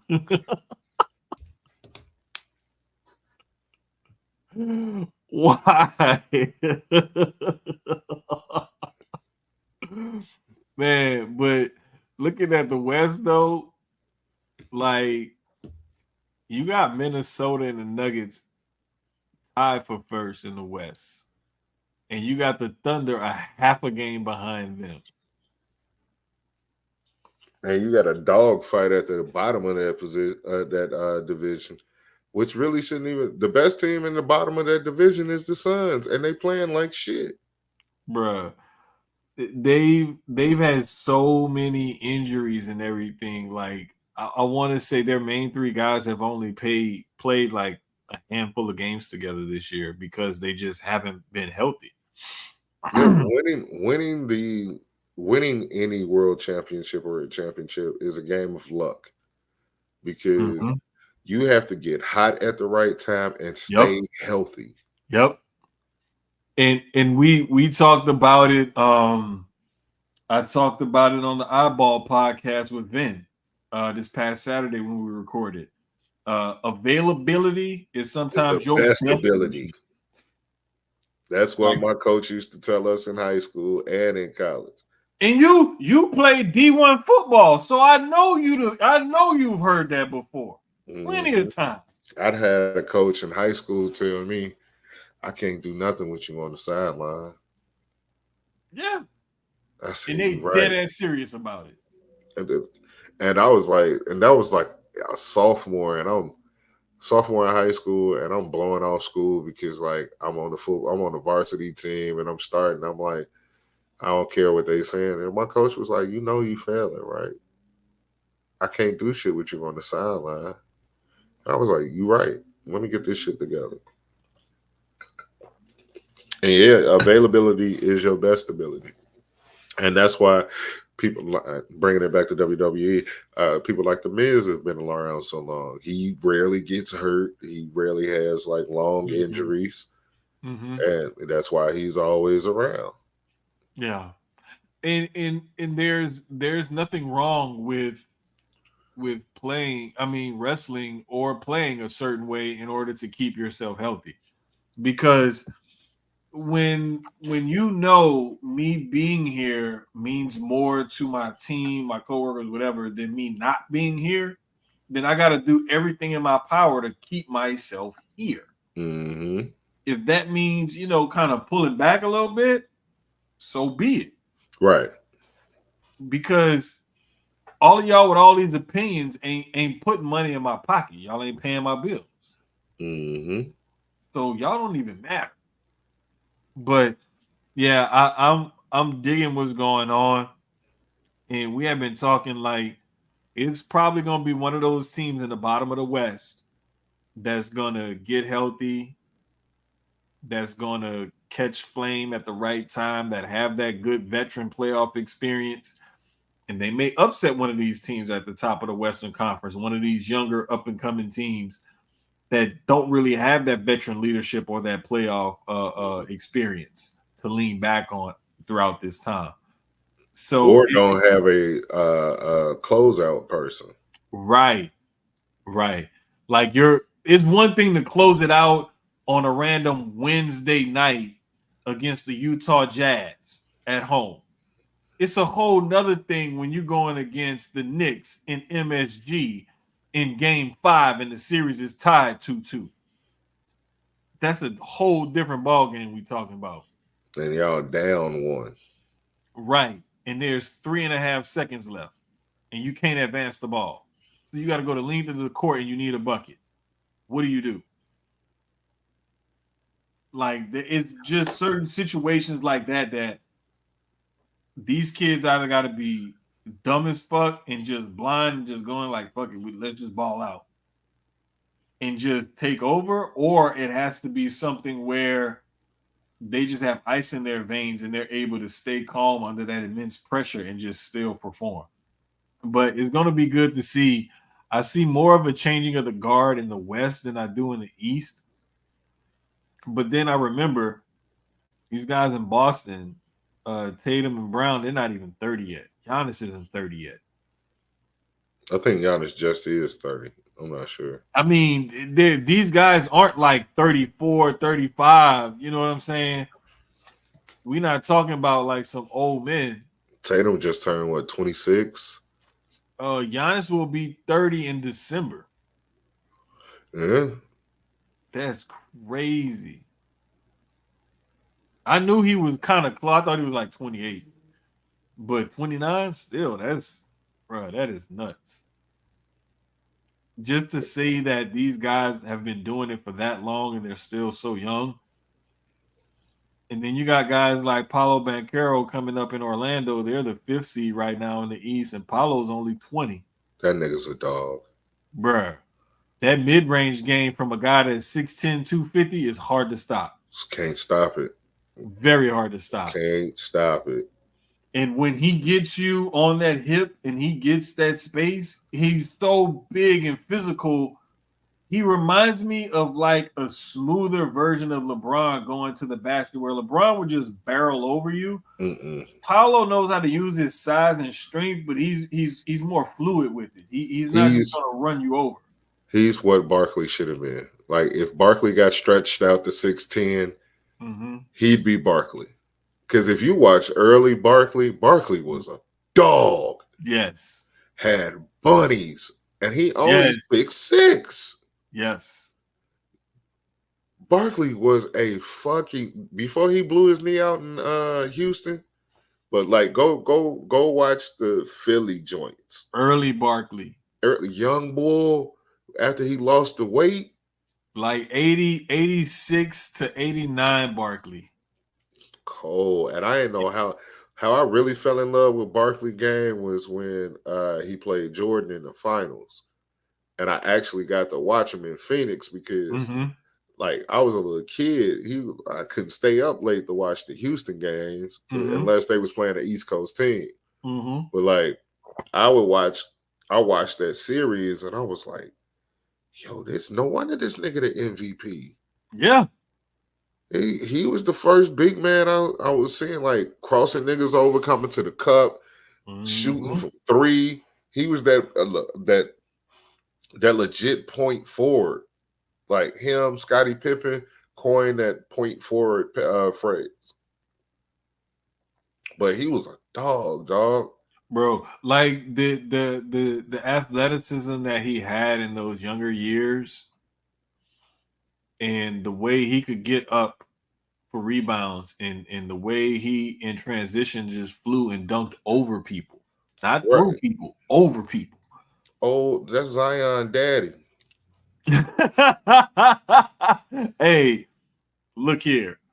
If you put like Karl Malone and Charles Barkley together, you basically get Zion. I say Charles Barkley and Sean Kemp. That's even better. Even better. Barkley and Kemp. Facts. And it's good to see those guys, the Pelicans, figuring things out. That right now, I believe they're the 6th seed in the West. They were up as high as I want to say like the 3 or 4 seed earlier this year. Again, more injuries and things going on, but they seem to have gotten it figured out down this last stretch. They went 5-5 in their last 10, but it was a good stretch of the season towards, I want to say, right before the holidays, right before the Christmas games or so, right after that. Somewhere around that time, things kind of started to click. And then in the last like couple months, things really like clicked. And you could see where Ingram and Zion had like a chemistry going on the court better than what they've ever had before. Mm-hmm. When you mix in a vet like CJ McCallum, like it makes for a good game. And then you got like a defensive juggernaut like Herb Jones, where The definition of 3-and-D, no dig. Bruh, he's the type of guy that you could find a place for on any team in any system because of his skill set. And he gonna thrive. Exactly. And that's what I tell kids that ask me, yo, how can I get on the court? How can I get playing time? I would like, play defense. Mm-hmm. Offense gonna come, but play defense. If you are a lockdown defender that your coach can trust, you will never come off the floor. Exactly. And the thing is I'll never forget this thing like Klay Thompson's dad told him. He told him, he was like, it's 2 things you can't teach in basketball that's always gonna get you a job. That's shooters and big men. Can't teach height. Because you can't teach height and everybody can't shoot. But to add to that, exactly what you said, defenders. Yeah. Because you cannot, like, bruh, we've seen guys like Ben Wallace and Dennis Rodman have long careers in the NBA. Can't shoot worth a lick. Don't even want the ball on offense most of the time. And they thrive in this league. Dictate the flow of the game. Exactly. I mean, both of those guys have been Defensive Player of the Year, multiple-time rebounding champions. They're both Hall of Famers because of what they've done on the court. I think Ben Wallace is a Hall of Fame. I'm not sure. I don't know yet about Ben. They let everybody in the Basketball Hall of Fame. Anybody. I damn near got in 1 year. Facts. I voted for you twice. Appreciate you. My God. But like the game is in a good spot though, like overall, and I really like where it's going, where it's headed. I don't mind like the way it's changed and evolved from when we were younger and we would see like the dominant big men and whatnot. I would see like Ewing and Robinson, Olajuwon, Shaq, and all these guys, and then now you starting to see, the Currys and the Lucas and the Kyries, and you're starting to see guys like this dominate. And it's a beautiful thing to see. And then you got the freaks of nature like LeBrons, and you got Wemby's, Chet Holmgren and Kevin Durant. Like, you got 7-foot dudes with handles that can shoot better than everybody else. And bowl. And and Paolo Becker, like we just talked about, Paolo 6'10", 250. We left out the MVPs, Joker and Look, Joel. we didn't even talk about Embiid and Jokic. Yeah. So like, it's still a big man game. But the big man has transitioned. Exactly. And I know I came from that era of where the big man didn't dribble a lot. You had 5 dribbles as a big man. Mm-hmm. And if you ain't make your move in 5 dribbles, kick it out. Yep. Reset, set the screen, or do a high post flash, and hopefully you got a 12 to 15 foot jump shot. Yes, because you might not need it too much, but if you can knock down it anywhere from a 7 to 15 foot jump shot or a turnaround quick hook, you was the man. And by chance, if your guard executed the pick and roll right, God forbid he slipped you a nice pass while you cutting to the goal, and you fuck it up. That's how I got a lot of my baskets off of pick and roll. And then I had a solid 12 to 15 foot jump shot. So if I knew Like one of my favorite point guards to play with is my homie Mario Motley. He about 6'4", lanky point guard, real skinny dude. But he'll hug you off a screen. And I like setting screens because I played football. And if I can play football on the basketball court, I'm gonna do it. So I would set a screen and he perfectly come right off my shoulder and he'll hop step into the lane if nobody's there. But if I stonewall you and screen out and on the screen and jump back into a jump shot, I'm knocking that down. I can knock that down now at 40. Bruh, I haven't picked up a basketball to do anything or play or anything in forever simply because I said, fuck that, I retired. I do it just to stay in shape.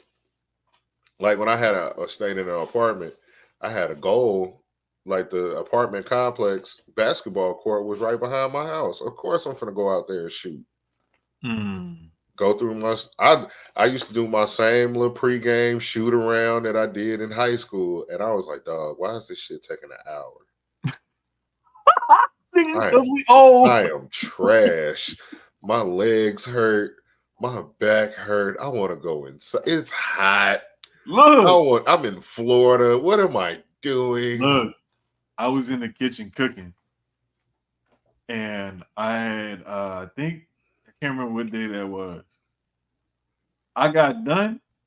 I took a shower, bro. I fell asleep in my chair because I had to prop my legs up because my knees was hurt just from standing in the kitchen cooking. Man, then you got to get them floor mats. That's what I said. I gotta order them mats, them gel mats. I need at least 2. I probably need 3. But go look on Fat Kid Deals. They just put some up the other day, and I think they were like $12 for a set of 2. Yes, that's exactly what. Cause see, the ones I got, like I got the bathroom gel mats for my bathroom. I should have just ordered the ones for the kitchen, but I didn't. I can't remember if I saw them at that time, but I had a deal on those. I think from Fat Kid Deal. So I need to get the ones for my grill too. Yeah, bruh. Because standing in front of my grill on that concrete slab be making my knees hurt. Yeah, my uncle before he passed. Matter of fact, my little cousin, he had FaceTime me. He left all my uncle's stuff exactly the same. He was like, nah, I'm gonna leave all his stuff the same and stuff, even his little chair and this and that he used to come out here and grill. He left the grill right there and everything. He said, all I gotta do is really just clean it up a little bit and it's gonna be good. He was like, but I'm gonna leave all this stuff the same. Shit, you ain't really gotta clean it up because the fire killed it. Well, it's some other stuff that had got on it or whatever. Oh, you gotta, but he said once I clean that off, he was like, it's good. He was like, I'm gonna just start moving it to where it's more out of the way in case the rain like blow underneath the carport or whatever. He said I'm gonna move it and cover it that way it'll stay nice. He was like, my dad didn't care. He just left it because you know he gonna burn the charcoal. Like, all right, it's good.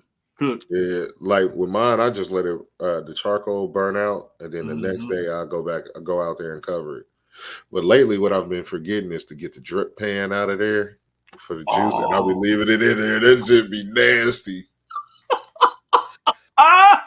But like I said, the fire kill it.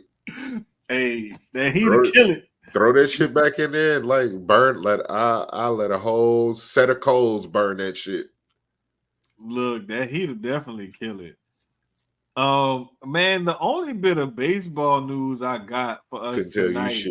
Couldn't tell you shit about baseball, dog. I didn't even know baseball started. Bruh. Federal authorities conclude Shohei Ohtani was a victim of fraud and was not involved in the gambling scheme with his former translator, Ippei Mizuhara. Yeah, all right. Mizuhara is in negotiations to plead guilty in connection to alleged theft of Ohtani's money. Yeah, all right. If that ain't the definition of Chris Carter's fall guy, I don't know what the fuck is. That's what your man doing what he's supposed to do. You need a fall guy. Nigga, what are you talking about? Hey, wow. Rasheed Rice. Hey, big dog, that's what you need. one of the homies to take the fucking fall. Bruh, the thing that kills him is that video of him getting out the car. Getting out the car. But I don't think, did they get out the driver's side? They got out the passenger side. All right, cool. I wasn't driving. He was the second one out, though. It don't matter. I wasn't driving. If I was driving, I would have got out the driver's side. Bruh. But you couldn't get out the driver's side. It was something messed up about it. That's why everybody said he had to have been driving. I wasn't driving. Sloan said, look, that's my story, and I'm sticking to it. I wasn't driving, big dog.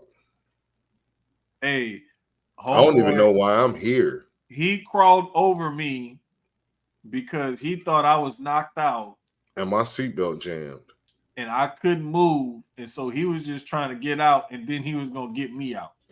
And as he was crossing over me, that's when I woke up. That's when I woke up. What happened. Because I was kind of like in the state of shock. Like I was up, but I was out of it. You know the science.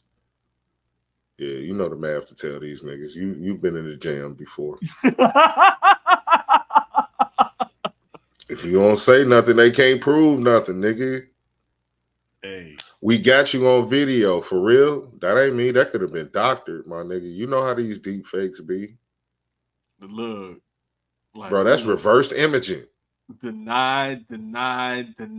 And then when you caught, deny some fucking more. Shit. These niggas ain't teach y'all shit. Teach y'all a damn thing, man. You deny until they give you the social deal. Media age, and you know everybody got camera phones and dash cams and shit.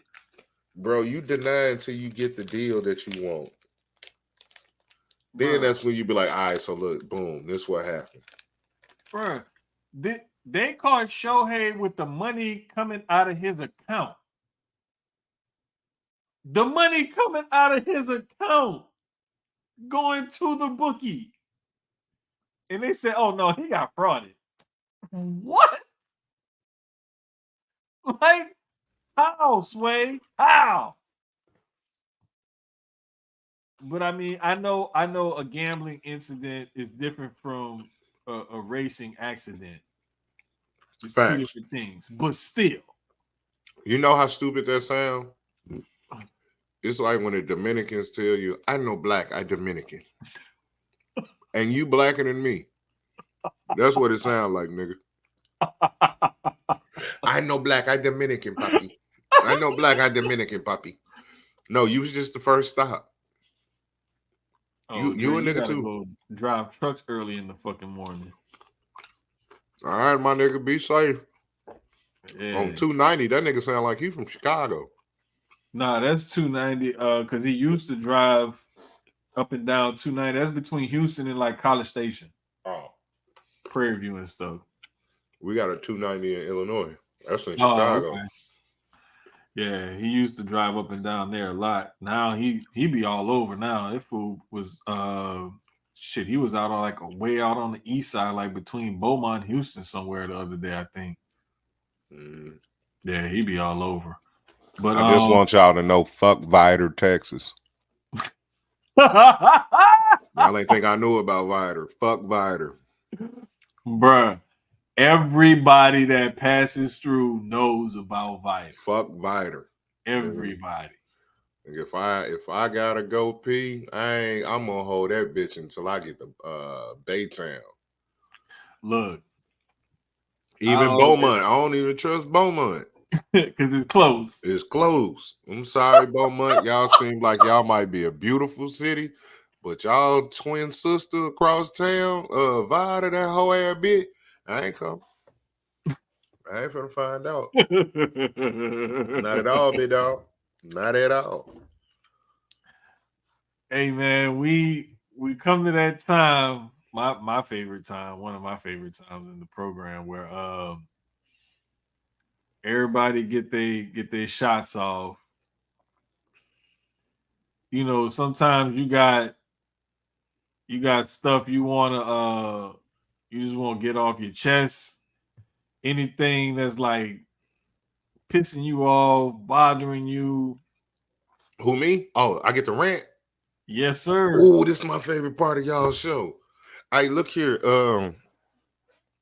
For all you niggas that was complaining about the weather in Houston, in Philly for WrestleMania, and you niggers weren't there, shut up. Shut your broke asses up. Do not complain that the crowd was all flat and stuff. It was so flat and they weren't hyped about the crowd. Nigga, it was 30 degrees outside. How the fuck you gonna clap when your hands finna freeze off? Night one was disgusting outside. I tried to smoke reefer outside and my fingers almost froze off. I didn't like it. Now, you got to think about this. It's late. It's in Philly. And that goddamn stadium on the water, my nigga. Oh, yeah. That little river or whatever is like right there. So it's cold. The Delaware River right there. It's cold. Cold off that river. I wouldn't have been happy about that at all. But no, you niggas that couldn't even afford to get a ticket to fucking WrestleMania had something to say. All the way from the confines of your fucking couch. Were you excited when them niggas was losing? Was you excited about? Because couldn't nobody hear you. Couldn't nobody see how excited you were about being in the WrestleMania space at your motherfucking house. But you got the nerve to say something about niggas that spent their hard-earned money to go sit in the cold and be for real WWE fans. Them niggas were not me. I was not in the cold because I do not do the cold. Sorry. But fuck all that. You niggas that couldn't afford to go, shut up. Shut the fuck up or come next year. I bequeath my time. Thank you, sir. Thank you. My thing is, hey, you know what? You don't know. You don't know. You have no idea. So just shut up, Dre. But that ain't my race. Shut up, Dre. My thing is like, I've seen a lot of people just like to get on the internet and just say dumb shit. You know what I'm saying? And they just say dumb shit and people just be like, oh, okay, well, let's go with it then. Or it must be true because it's on the internet or somebody said it or whatever. And then the ball gets rolling and it starts a thing, you know? And I'm just trying to figure out why people can't just bypass dumb shit. Don't engage. Especially when you look at some of these accounts that some of these people interacting with. I shit you not. I saw one the other day where an account that has, I want to say, either less than 100, 200 or so followers was quote tweeted by an account with several thousands of followers. Upset because this person replied with an unfavorable comment to your tweet. I've seen one quote tweet an account with as little as less than 50 followers. I'm starting to think that some of you out here are behind your own troll accounts. You trolling yourself and having a whole conversation with yourself, trying to drum up interest in something stupid that you said originally. And then you get other sheep to follow you with your foolishness. We got enough bots and shit on Twitter. We don't need that. Like some of us, admittedly, I may have a whole conversation with myself between my personal account and Susio Sports. But everybody knows, like, that's just Jermaine fucking around.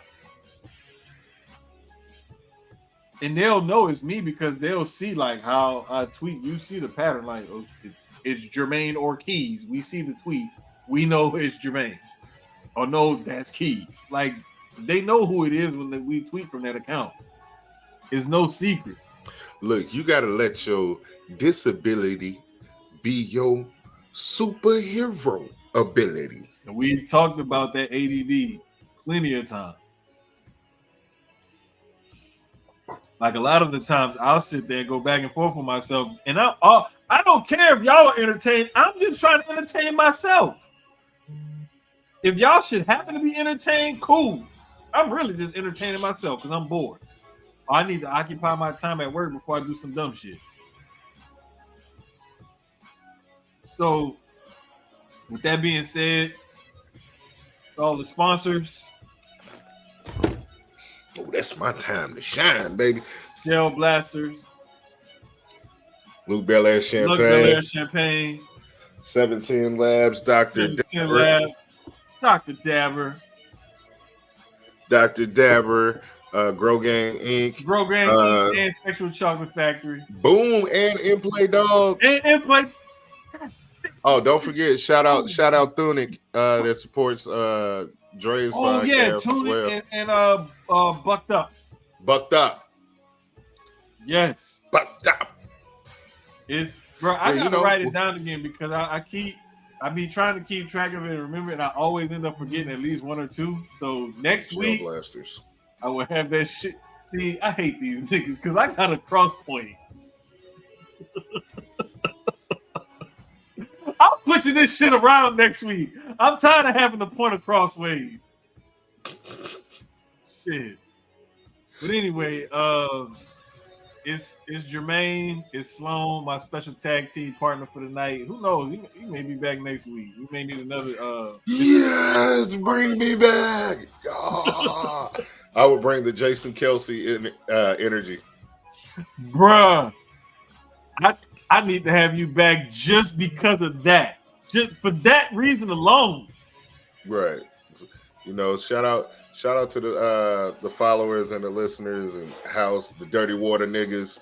We finna do a what's that? We finna do a Twitter Spaces right after this. Yeah. You know, Dirty Water niggas, Dirty Water ENT. Hey, y'all Pro wrestling is cool. Y'all can follow me on all accounts. Sucio Sloan 217. Drink water, smoke reefer, wash your ass, mind your business. Don't let nobody take your butt unless you want them to. And if they do take your butt, make sure they wear a condom. Fat women love you the best. Child support is for the devil. And yeah, get that ugly bitch a chance. She might be ugly, but she can cook. And most of the time, ugly girls don't really stink that bad, and they have a great house. And they would treat you better because they don't think they got low self-esteem. So yeah, and if you do use her card, just put a little gas in it, bro. Oh my God.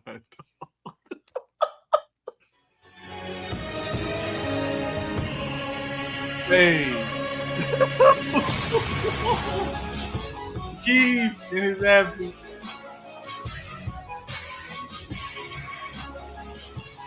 All the Roman Reigns fans in their tears. Yeah, don't be a dick. Put gas in her car, bro, and pick her up on time from work, bro. Not being late, driving her car. That brand new 2012 Nissan Altima with 187,000 miles on it. Right, and make sure you put that fur steering wheel cover back on when you pick her up too, bro. Stop playing. Mm-hmm. Hey man, it's been a good one. We'll see y'all next week. We got it. Yeah, stop being a thug in a 2010 Avenger. You ain't no thug.